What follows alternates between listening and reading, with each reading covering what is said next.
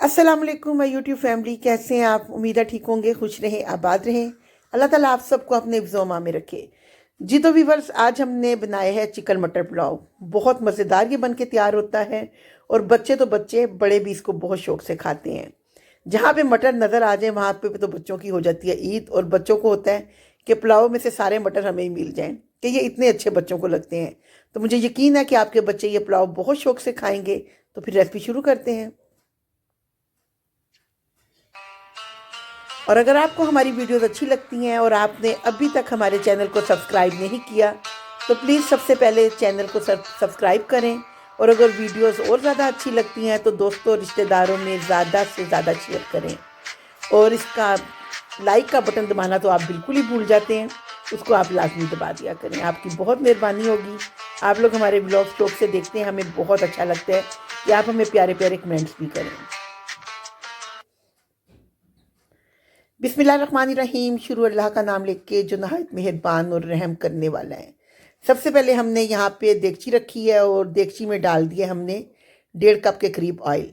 अब इसमें कुछ खड़े मसाले सबसे पहले हमने यहाँ पे लिया है 1/2 टेबल स्पून सूखा धनिया, और इसके साथ ही हमने यहाँ पे लिया है 1 टीस्पून काली मिर्च, और इसके साथ ही 2 मोटी इलायची, 2 दालचीनी के पीस, और 4 अदद तकरीबन लौंग, 1 टेबल स्पून ज़ीरा, और इसके साथ ही हमने यहाँ पे लिए हैं 2 पत्ते, और साथ 1 टीस्पून हमने यहाँ पे सौंफ का ले लिया है। इन सारे मसालों को हमने इसमें शामिल कर दिया है, और जैसे ही हमारे मसाले थोड़े से क्रैकल होंगे उतनी देर तक हमने इसको सिर्फ पका लेना है। मसालों को अगर आप ज़्यादा फ्राई कर लेंगे तो वो जल जाएंगे, तो उसका पुलाव का आपका सारा टेस्ट ख़राब हो जाएगा। तो इसलिए यहाँ पे हमने सिर्फ बस हल्का सा क्रैकर करना है। आप देखेंगे कि जब मसाले क्रैकर हो जाएंगे तो हम इसमें शामिल कर देंगे प्याज। 1 अदद नॉर्मल साइज़ का मैंने यहाँ पे प्याज लिया है, और इसको हमने कर लेना है फ्राई। प्याज को फ्राई करते हुए हमने इसको जलाना नहीं है, तो इसको ना हमने हल्का सा ही मतलब प्याज को कलर देना है, ज़्यादा इसको हमने डार्क कलर नहीं देना, क्योंकि ये जो मटर पुलाव ये बनता है ना चिकन के साथ, इसका कलर ज़्यादा डार्क जो होता है वो अच्छा नहीं लगता है ना। तो इसके साथ ही हमने यहाँ पे 1 टेबल स्पून के करीब ना इसमें लहसुन अदरक का पेस्ट शामिल कर लिया है। अगर आपके पास पेस्ट नहीं है तो आप इसमें पाउडर भी शामिल कर सकते हैं, और आप इसको क्रश करके भी शामिल कर सकते हैं। और अब लहसुन अदरक को अच्छी सी खुशबू आने तक हमने इसको प्यारा सा मतलब फ्राई होती देर तक करेंगे। और 1 सब्ज़ मिर्च साथ ही इसके हमने इसमें शामिल कर दी है, उसका फ्लेवर इसमें बहुत ज़बरदस्त आ जाता है। तो यहाँ पे प्याज हमारा हो रहा है फ्राई, और इसको अभी मज़ीद 1-2 मिनट तक फ्राई करेंगे, और इसके बाद हम शामिल करेंगे इसके अंदर बाकी की चीज़ें। तो यहाँ पे प्याज का कलर चेंज होना शुरू हो गया है, लाइट सा इस पे कलर आ गया है, तो इतना ही हमने प्याज को यहाँ पे फ्राई करना था। और अब हम इसमें शामिल कर देंगे टमाटर। 3 अदद मैंने नॉर्मल साइज़ के टमाटर लेके तो उसको ग्राइंड कर लिया था, उसका पेस्ट बना लिया था, तो वो हमने ना इसमें शामिल कर दिए हैं। टमाटरों को इसमें शामिल करने के बाद हमने इसको मिक्स कर लेना है, और साथ ही हम इसमें शामिल कर लेंगे मसाले। इसमें बहुत ज़्यादा कोई मसाले नहीं जाते, सिंपल मसाले इसमें जाएंगे, जिसमें सबसे पहले इसमें जाएगा ज़ीरा पाउडर, और साथ इसमें ज़ीरा पाउडर 1 टेबल स्पून, और जो सूखा गरम मसाला है वो हमने 1.5 टेबल स्पून शामिल किया है। 1/2 टेबल स्पून इसमें शामिल किए दड़ा मिर्च, और 1/2 टेबल स्पून लाल मिर्च का पाउडर, और साथ ही यहाँ पे 2.5 टेबल स्पून हमने नमक भी शामिल कर दी है। अब इन मसालों को ना हमने अच्छी तरह से इसकी बुनाई करनी है, और चम्मच आपने मुसलसल चलाना है। और अगर आपको इसमें पानी वगैरह कम लग रहा है तो थोड़ा सा आप पानी भी यहाँ पे शामिल कर लें, ताकि मसाले आपके जले ना। और साथ ही मैंने यहाँ पे 1 कप दही का शामिल कर दिया है। दही को हमेशा जब भी आप सालन में डालें उसको फेंट के इस्तेमाल करें, और साथ ही फ्लेम को आपने स्लो कर देना है। अगर आपसे फिर भी आपका दही फट जाता है तो आप फ्लेम उस टाइम पे बंद भी कर सकते हैं। और जब दही को हल्का सा इस तरह भूनने के बाद आपने अच्छी तरह से इसकी बुनाई करनी है, कि जब तक इसका दही का अपना पानी खुश्क नहीं हो जाता ना। दही की बुनाई आपने यहाँ पे बहुत अच्छी तरह से करनी है। और अब यहाँ पे हमने ले लिया है पैन में ऑयल, और यहाँ पे हमने ले लिया है तकरीबन 1 किलो चिकन, और चिकन को हमने यहाँ पे इसमें फ्राई कर लेना है। चिकन को आपने फ्राई इतना करना है कि इसका लाइट गोल्डन सा कलर आ जाए। तो इसके लिए भी हम रखेंगे यहाँ पे फ्लेम को तकरीबन लो टू मीडियम पे ना।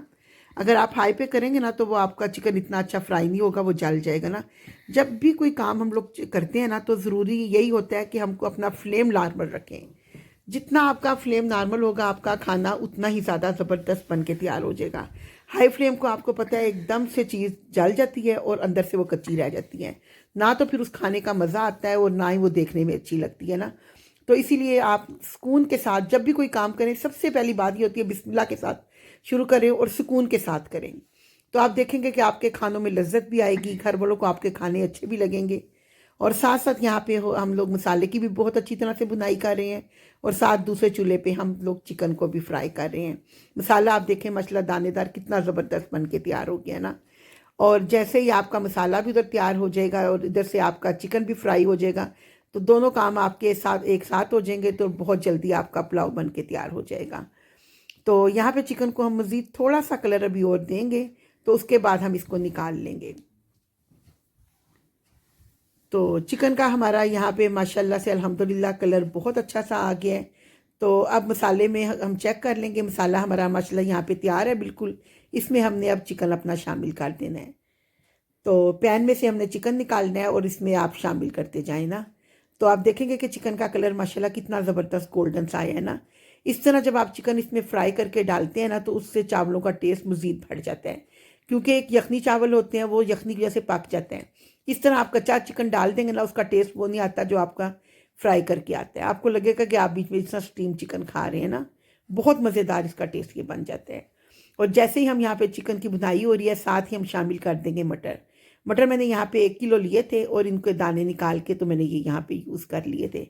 मटरों को हमने यहाँ पे थोड़ी देर पकाना है ताकि मटर भी हमारे गल जाएंगे और साथ साथ हमारा चिकन भी यहाँ पे बुनाई करके तैयार हो जाएगा।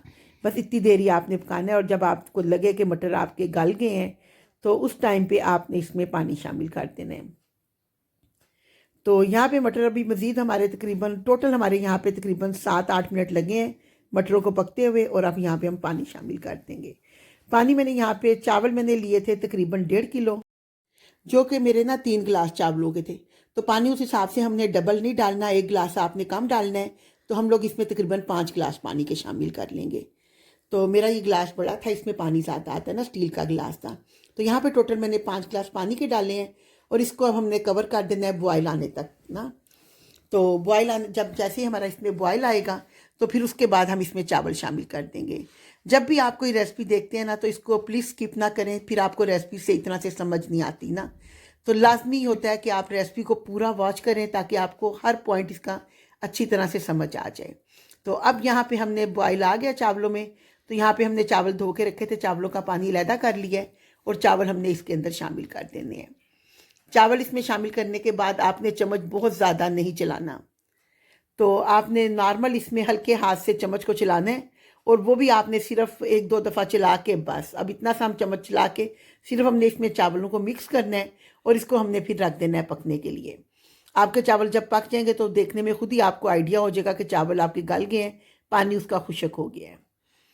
तो अब यहाँ पे ये देखें पानी काफ़ी ज़्यादा इसका खुश्क हो गया है। आपने जिस तरह के चावल रखने हैं अपने उस तरह के चेक करें, और जैसे ही पानी आपका खुश्क होगा इसको हम दम के लिए रख देंगे। तो यहाँ पे तकरीबन मज़ीद अभी 2 मिनट और लगेंगे हमारे पानी को खुश्क होने में। तो ये तकरीबन 7 मिनट के करीब हमें यहाँ पे लगे इसका पानी को खुश्क होने में ना। तो इस तरह के जो हमने ये लीव्स वगैरह डाले होते हैं ना, ये बेशक अगर आप निकालना चाहें, इसका असर तो निकल गया होता है, तो ये आप निकाल भी सकते हैं। तो यहाँ पे ये देखें हमारे चावलों की ये कंडीशन है। अब जो आपको बॉयल साइडों पे नज़र आ रहे हैं, हल्के हल्के बॉयल हैं, वो थोड़ा बहुत पानी बीच में रखें लाजमी। उससे ये होता है कि आपके चावलों में जूसी बहुत ज़्यादा चावल आपके बनते हैं। जब आपका थोड़ा सा ये यखनी सी बीच में रह जाती है ना, तो चावलों का टेस्ट उससे मज़ीद अच्छा बन जाता है। तो अब माशाल्लाह अल्हम्दुलिल्लाह तकरीबन 25 मिनट के बाद हमने दम का इसका कवर उठाया और बहुत ज़बरदस्त से हमारे चावल बन के तैयार हो गए हैं। देखिए आपके चावल जब थोड़े होते हैं ना, आप आधा किलो पकाते हैं तो उसको 10 मिनट दम पे लगते हैं। ये चावल थे माशाल्लाह मेरे 1.5 किलो, तो इसी हिसाब से इसको दम पे तकरीबन 20 से 25 मिनट लग जाते हैं। तो इसलिए दम हमेशा अच्छा सा लगवाएं।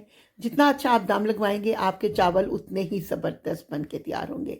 आप देखें माशाल्लाह कितने ज़बरदस्त एक एक दाना इसका खिला खिला बना है, और हैं भी हमारे चावल माशाल्लाह अल्हम्दुलिल्लाह, अल्लाह का शुक्र है। बहुत ज़बरदस्त हमारे ये चावल है ना, ये पक के बहुत मज़ेदार बन के तैयार होते हैं।